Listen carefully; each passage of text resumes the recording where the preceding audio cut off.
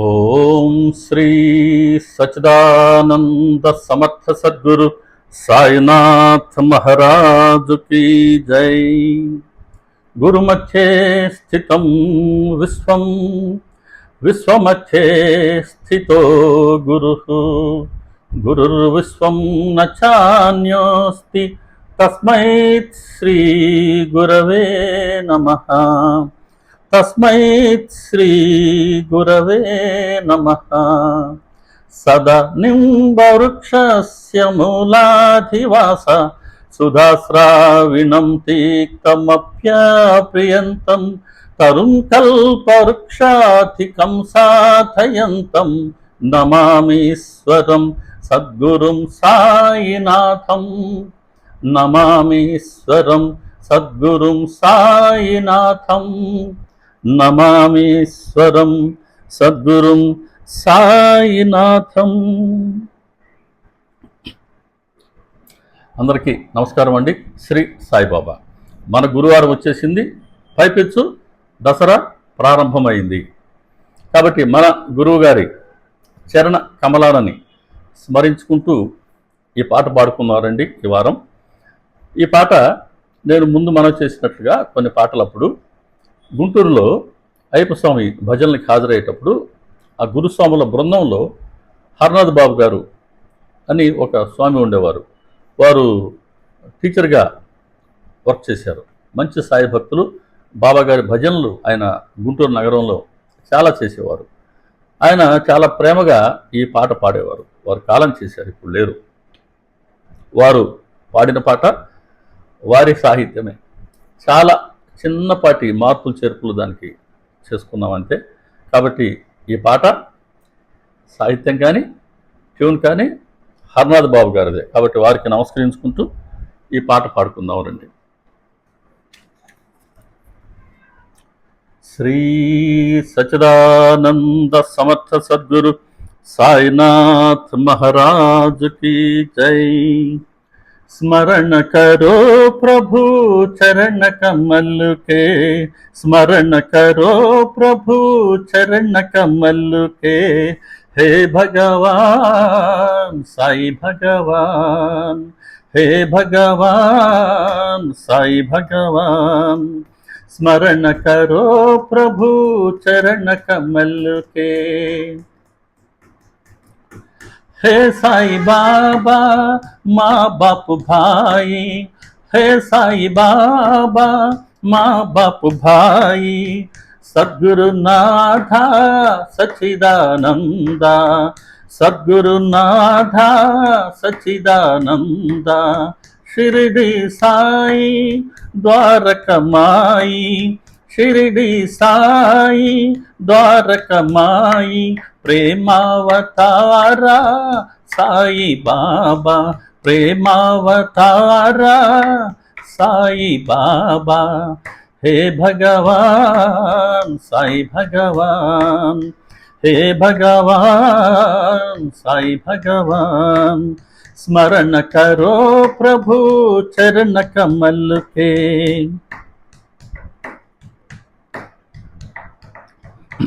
साई बाबा तेरे नाम, साई बाबा तेरे नाम. भजने का मेरा काम, भजने का मेरा काम. साई बाबा तेरे नाम, भजने का मेरा काम.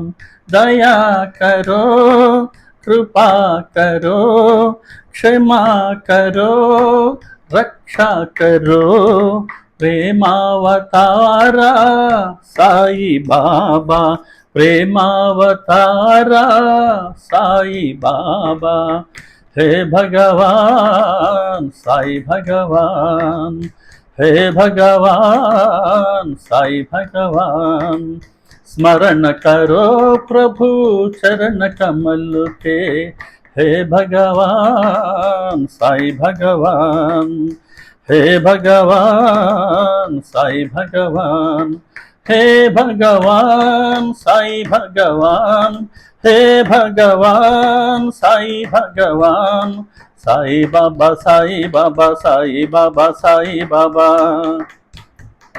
साई बाबा साई बाबा साई बाबा साई बाबा साई बाबा साई बाबा साई बाबा साई बाबा साई बाबा साई बाबा साई बाबा साई बाबा साई बाबा साई बाबा साई बाबा साई बाबा साई बाबा साई बाबा। श्री सच्चिदानंद समर्थ सद्गुरु साईनाथ महाराज की जय।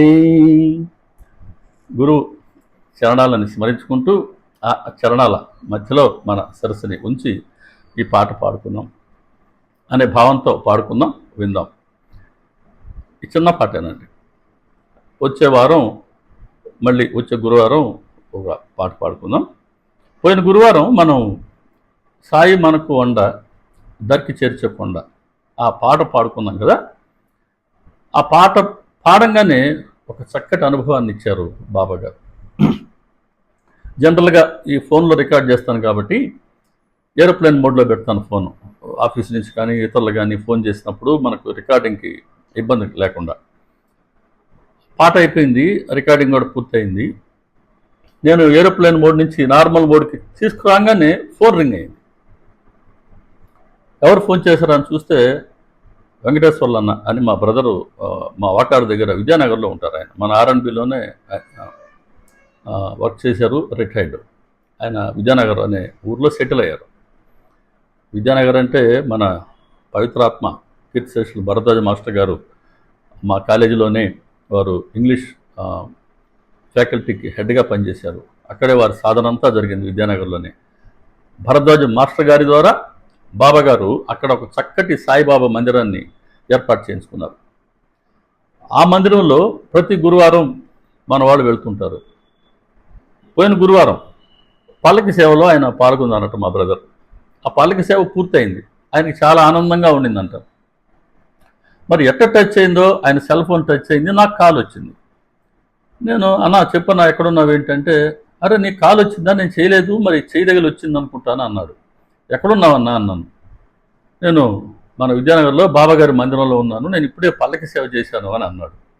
నిజంగా అండి నాకు ఎంత ఆనందం కలిగిందంటే, అప్రయత్నంగా అదే క్షణంలో టైమింగ్ చూడండి, మన పాట పూర్తయింది, ఆ క్షణంలోనే బాబాగారి మందిరం నుంచి మా బ్రదర్ అప్రయత్నంగా కాల్ చేయటం. అంటే నాకు అనిపించింది, ఇప్పటిదాకా ఈ పల్లకి సేవను మందిరంలో ఎలా స్వీకరించానో మీరు పాడుకునే పాటలు కానీ సత్సంగాలను కూడా నేను అలాగే స్వీకరిస్తూ ఉన్నాను అని నియమంగా చేసుకుంటూ ఉన్నటువంటి ఈ సంకీర్తన కార్యక్రమానికి, సత్సంగాలకి బాబాగారి ఆశీర్వాదం ఆ రూపేణ వచ్చినట్టుగా నేను భావించాను. చాలా ఆనందం వేసింది నాకు కూడా. నేను చెప్పాను ఎలా జరిగిందన్నా, ఇదే సమయానికి మీ ఫోన్ రావటం ఇది నిజంగా బాబాగారి ఆశీర్వాదం అన్న చెప్తే ఆయన కూడా చాలా సంతోషించారు. ఇలాగే ఉంటుంది బాబాగారి ప్రేమ. కాబట్టి ఆ ప్రేమని నిలుపుకోగలిగితే ధన్యులమే మనం. అలా బాబాగారి ఎప్పుడైనా ఎక్కడ సత్సంగం చేసుకున్నా వారి కృపా దృష్టితోనే అది ఏర్పాటు అవుతుంది. ఎక్కడ సంకీర్తన కార్యక్రమం జరిగినా అది బాబాగారి సంకల్పంతోనే జరుగుతుంది. అలా సంకీర్తన, నామస్మరణ, సచ్చరిత్ర పారాయణ, సత్సంగాలు, హారతులు, ఇతర సేవలు చేసుకుంటూ మన మనసు బాబాగారి స్మరణలో ఉండటమే కదా వారి అనుగ్రహానికి కొలమానం అని మనం చెప్పుకున్నాం మన రాధాబాయి దేశముఖ వృత్తాంతంలో. అలా బాబాగారిని ప్రార్థించుకొని మన మనసుని సాధ్యమైన మేర బాబాగారి చరణాల మధ్యనే ఉంచి మన భారాన్ని వారి పాదాల వద్ద మోపుదాం. మళ్ళీ దసరా ప్రారంభమైంది కదండి. హేమడ్ పంత్ గారి సబ్జెక్ట్ కూడా మనకి అయిపోయింది.